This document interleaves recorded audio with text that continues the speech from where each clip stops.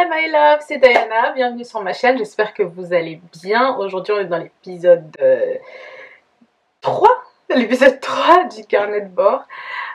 Il s'est pas passé grand chose cette semaine, donc ce que l'on va faire aujourd'hui, c'est si vous voulez réaliser ce magnifique make-up que je fais, en fait à chaque fois que je fais mes vidéos, et même tous les jours quand je sors, c'est le même make-up que je fais, hein, que j'aille en soirée, que j'aille travailler, ou que même que je sorte comme ça, je me maquille absolument tout le temps comme ça. Bon, ça m'arrive de varier, mais a priori je suis toujours... A priori... Style, c'est pas moi qui choisis. Je suis toujours maquillée un petit peu comme ça. Donc aujourd'hui, ça va être une petite séance de make-up où je vais me maquiller devant vous et répondre à certaines questions liées au cancer, liées à ma vie, parce que cette semaine, malheureusement, il s'est un peu rien passé. Donc je vais revenir rapidement sur le début de la semaine et puis après on enchaîne avec les questions. Et puis voilà, c'est parti. Je suis tellement ringarde. C'est parti.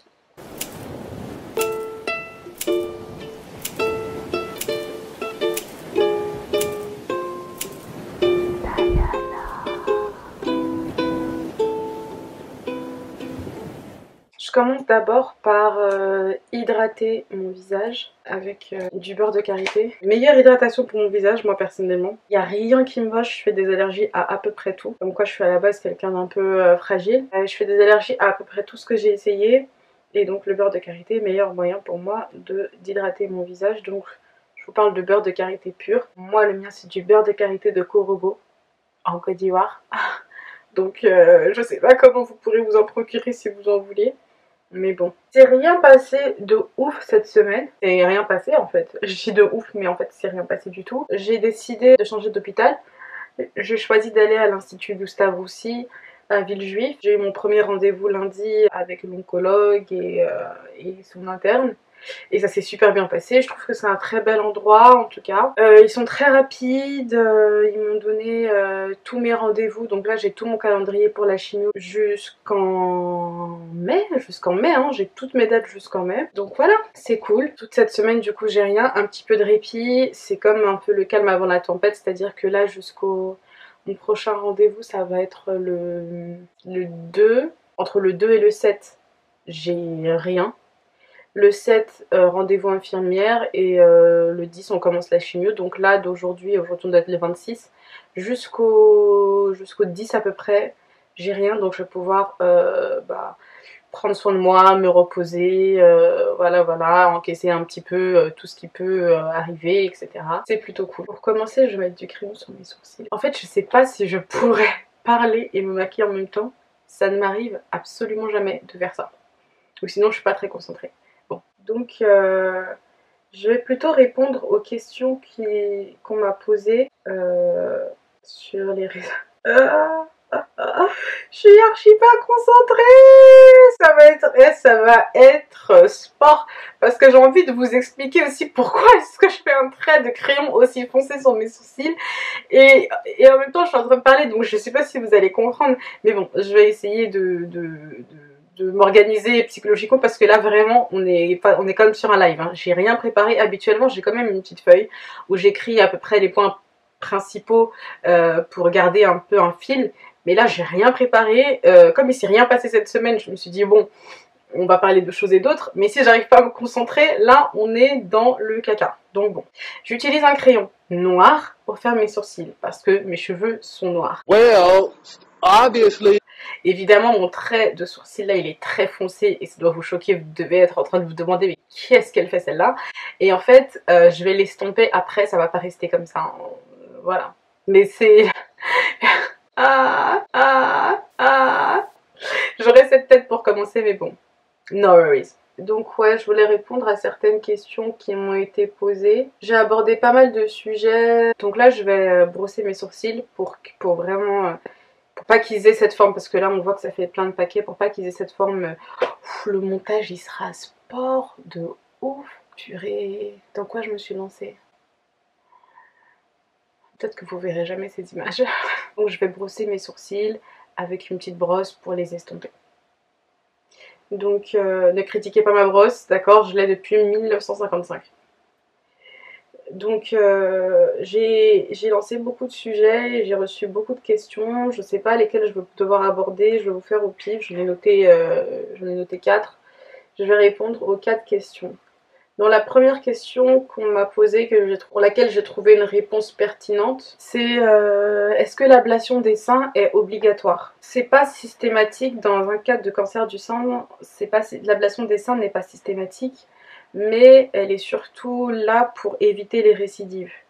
En fait, et si je dis pas de bêtises, là j'applique, c'est mon fond de teint que je vais mettre avec un petit pinceau autour de mes sourcils pour les nettoyer, c'est tout, rien de fifou. Donc l'ablation du sein n'est pas systématique.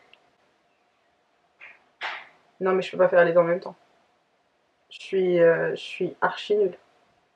J'ai besoin de me concentrer.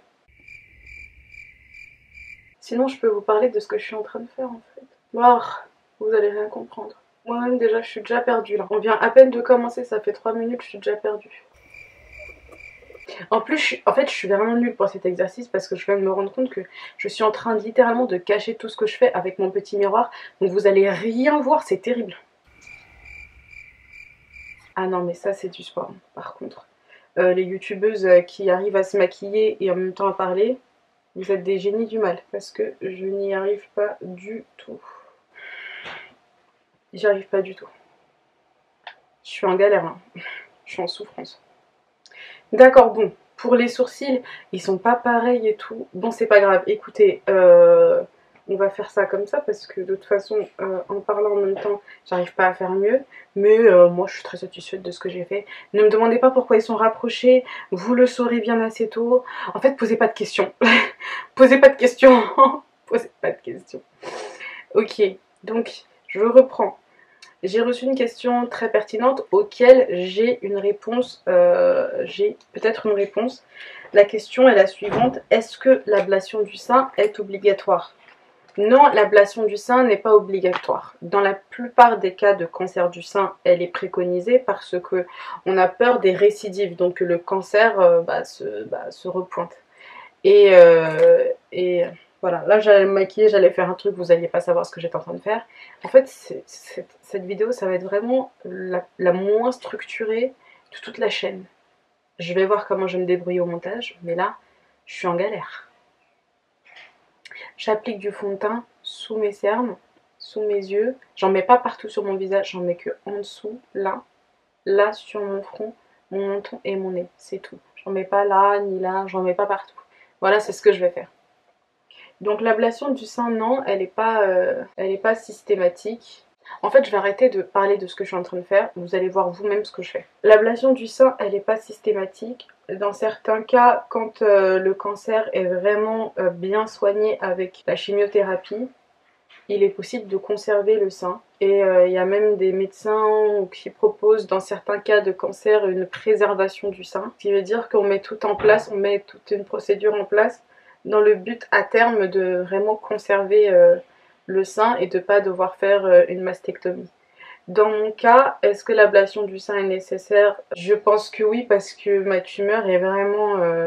Il y a 2 tumeurs et elles sont assez grandes. Ensuite, je suis plutôt jeune, donc je pense qu'il y a des facteurs génétiques. Dans mon cas, il y a des facteurs génétiques qui peuvent entrer en compte, ce qui fait que... comme Angelina Jolie, j'ai par exemple, je sais pas si vous êtes au fait, mais Angelina Jolie s'était fait une double mastectomie parce que dans sa famille, sa mère avait eu le cancer du sein, sa grand-mère avait eu le cancer du sein, donc elle a préféré directement enlever ses seins et elle a fait une reconstruction derrière, mais elle a préféré directement enlever ses seins pour éviter de subir le cancer en fait, parce que il y avait des problèmes génétiques. Donc dans mon cas, ça va dépendre de la génétique. Normalement, moi, de toute façon, ça va être l'ablation assurée. Normalement, je sais pas, ce serait vraiment une super bonne nouvelle que on m'enlève pas le sein parce que je l'aime bien moi mon sein. Parce que je l'aime bien mon sein et voilà. Et c'est pas systématique et c'est pas forcément obligatoire. Dans la même branche, on m'avait posé aussi une autre question qui est est-ce que j'ai peur de l'ablation du sein? Oui, j'ai peur de l'ablation du sein. Parce que c'est pas une peur style de toute façon j'ai un cancer donc j'ai envie de vous dire il reste peu de choses qui me font vraiment peur au niveau médical, mais c'est surtout moi je suis une fille très coquette, j'aime bien m'habiller, porter des décolletés et tout, et je sais pas trop comment je vais me sentir avec un seul sein. Je sais pas comment je vais pouvoir. Et puis en plus, si j'avais une petite poitrine, ok. Si j'avais, enfin voilà, il y a des filles, elles ont des petites poitrines, même quand elles portent quelque chose, euh, ça se voit pas. Donc si on leur enlève un sein, à la limite, on verra pas une grande différence. Moi, j'ai quand même une poitrine quand même bien avancée, bien devant.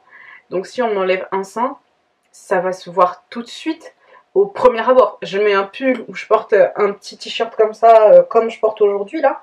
J'ai un seul sein, ça se voit tout de suite. C'est ça qui me fait peur parce que je sais pas en fait comment vivre avec un sein, comment m'habiller, comment porter des robes décolletées, enfin voilà, il y a plein de choses. Après, on le vivra ensemble, hein, comme je vous ai dit, on est ensemble du début à la fin, donc c'est des choses, vous aurez l'occasion de le constater. Je vous donnerai mes astuces si j'en ai. Peut-être que je vais me faire aussi une reconstruction du sein directement. En tout cas, voilà, moi, ce qui me fait vraiment peur à ce niveau-là, ça va être de vivre avec un seul sein. Je sais pas du tout ce que ça va donner. C'est peut-être ma seule peur actuellement. Ma peur aussi, ce serait de perdre les deux. Là, c'est même pas pour des questions esthétiques, parce qu'effectivement, ça peut faire bizarre si j'ai des... Personne ne m'a dit que mon pull était mal mis. C'est pas gentil. Je vous revaudrai ça. Et ce n'est pas un pull. Tout le monde s'est moqué ici de mon pull. C'est un pull, c'est une écharpe, en fait. Donc ouais, un sein. Effectivement, il y a un souci d'esthétisme, mais les deux... À la limite, il n'y a plus ce souci-là d'avoir un côté plat, un côté plus gros. Mais moi, je veux dire, dans ma vie sentimentale, dans ma vie charnelle, je suis quelqu'un qui est très sensible au niveau des seins. Donc, je perdrais peut-être cette sensibilité. Je sais pas, en fait, c'est comme une mutilation. C'est comme... voilà quoi. Donc, c'est... Voilà. Ce qui me fait peur à ce niveau-là, au niveau de l'ablation du sein. Sinon, en soi... J'ai pas trop peur des opérations à la base, j'ai pas peur des aiguilles, j'ai pas peur de tout ça. En fait, je suis vraiment habituée. Je pense qu'arrivé au bout d'un moment, on s'habitue et je pense que je suis habituée. Je pense que là déjà, ouais. En plus, en Côte d'Ivoire, je faisais palu sur Typhoïde sur palu, donc les perfusions et machin, tout ça, je suis rodée. J'ai reçu une question, je voulais absolument y répondre parce que j'ai trouvé que c'était une question qui revenait beaucoup et il y a beaucoup de gens qui comparaient ma situation à la leur, enfin au fait que si eux-mêmes s'étaient retrouvés dans ma situation, comment ils l'auraient pris. On m'a demandé où est-ce que je trouve ma force. Où est-ce que je trouve ma force? Dans l'acceptation. Je trouve ma force dans l'acceptation, dans la pensée positive, dans la spiritualité. C'est pas une force, mais c'est vraiment le fait d'accepter et d'accompagner cette nouvelle avec des pensées positives, avec le fait de se dire bah c'est pour le meilleur, après ça ira mieux, etc. Surtout continuer à faire des plans après et savoir que tout n'est pas perdu. Après c'est facile à dire, mais c'est pas facile à faire. Moi je me réveille souvent certains matins avec l'idée, pas que je vais mourir, parce que très honnêtement je pense pas que je vais mourir. Ça peut arriver, hein, mais je pense pas que je vais mourir. Donc déjà ça c'est un point, c'est-à-dire que j'ai un cancer qui fait que je me demande pas chaque matin si est-ce que le traitement va me sauver la vie. Ça va me guérir mais pas me sauver la vie. Donc déjà ça c'est une chose. Ensuite, je fais des plans, je fais beaucoup de plans. J'utilise le temps qu'on m'offre parce qu'en fait c'est du temps. Désolée, ma soeur elle déteste le bruit de ma petite truc. Moi j'adore, je sais pas pourquoi. Donc ça va faire un petit peu de bruit. Je vais le faire après, je vais vous parler.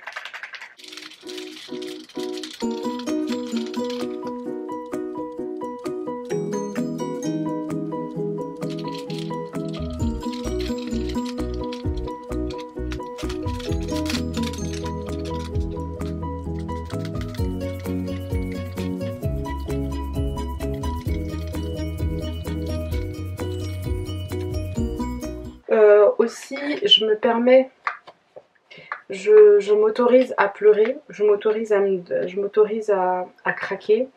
Je ne me dis pas il faut absolument que je sois forte, il faut pas que je craque, il faut pas que je pleure, il faut pas que ceci, pas que cela. Au départ c'est ce que je me disais, maintenant c'est plus du tout ce que je me dis. Maintenant quand je me réveille un peu patraque, etc., je prends le temps d'accepter et d'embrasser la situation qui s'amène à moi, à savoir un petit coup de blues ou quoi que ce soit parce que ma vie d'avant me manque, que parce que ce soit les gens qui me manquent, que ce soit parce que je me demande pourquoi moi. Je prends le temps aussi d'accepter la situation et de l'embrasser.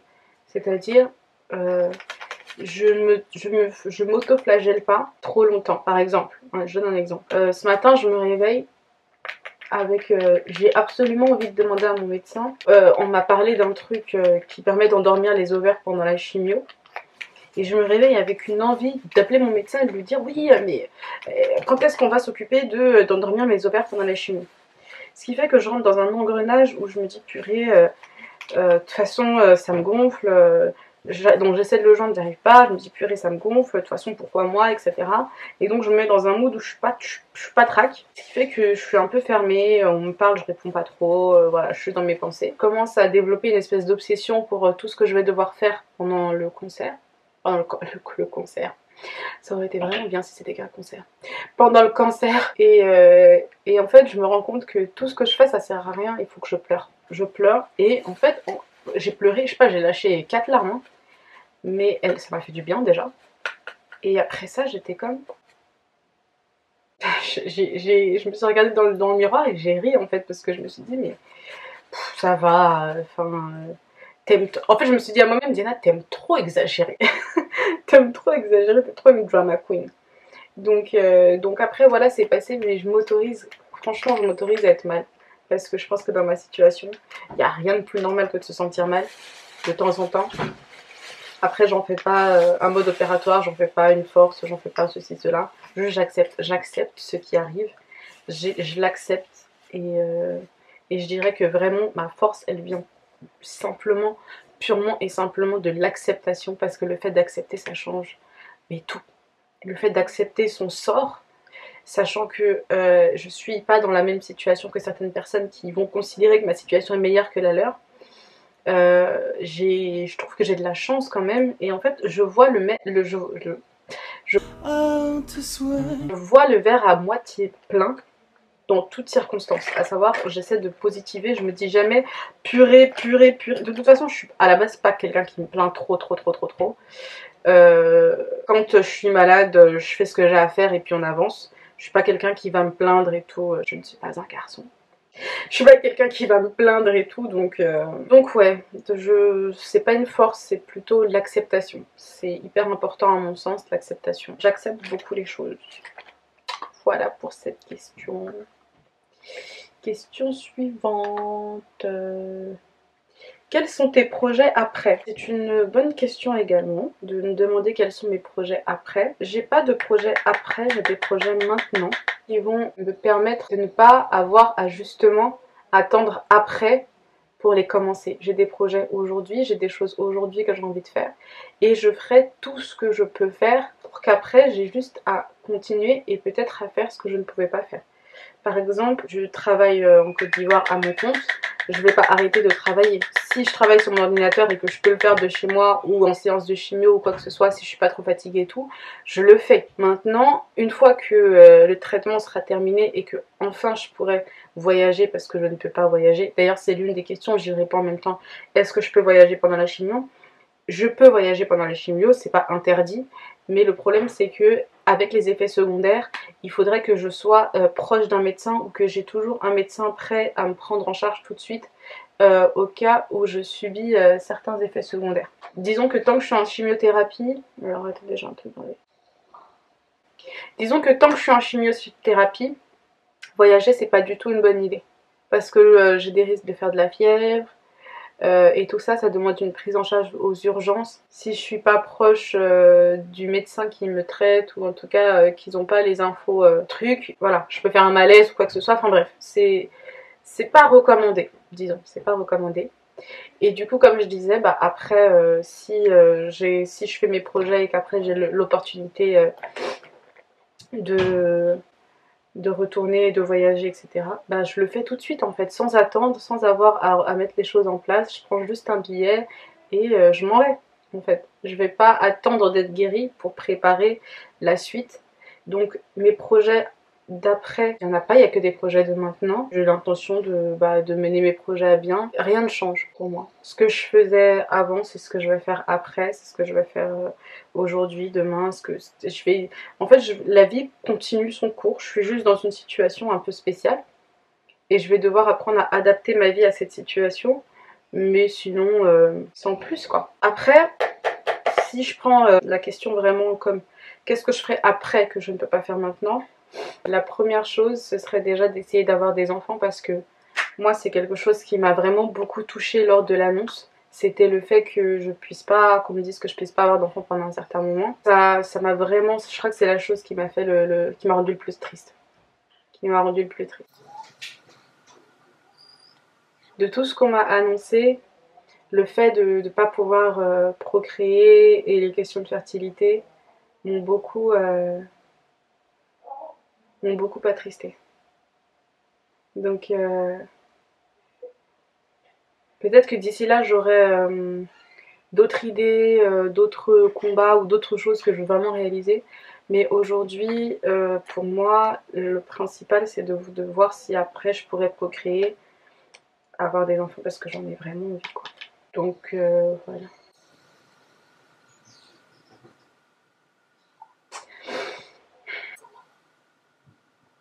Mais c'est la chose qui vraiment me fait vraiment envie et qui me manque déjà alors que je ne l'ai jamais expérimenté. Et il va me rester quoi à faire? Du mascara, j'ai fini mon make-up, c'est comme ça que je me maquille à chaque fois que je fais une vidéo.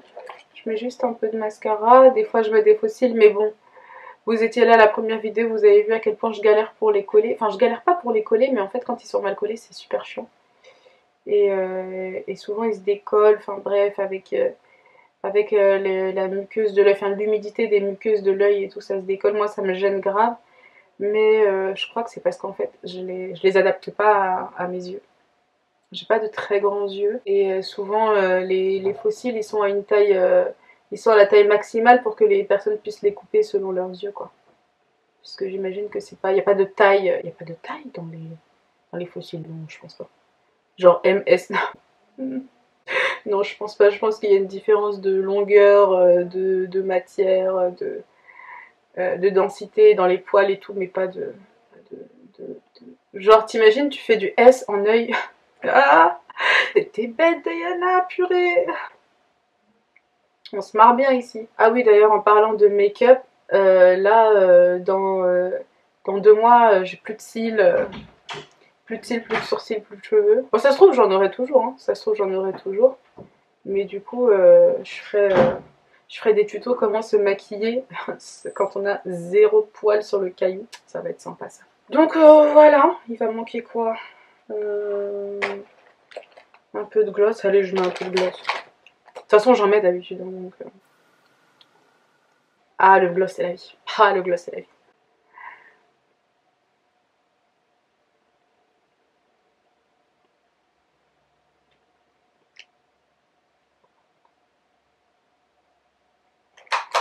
Comment vous me trouvez? Ne suis-je pas venue? Ok guys, bah, je crois que j'ai rien oublié. Hein. Ouais, je pense que j'ai rien oublié, ça va, c'est vraiment comme ça que je me maquille tout le temps. J'espère que la vidéo vous a plu.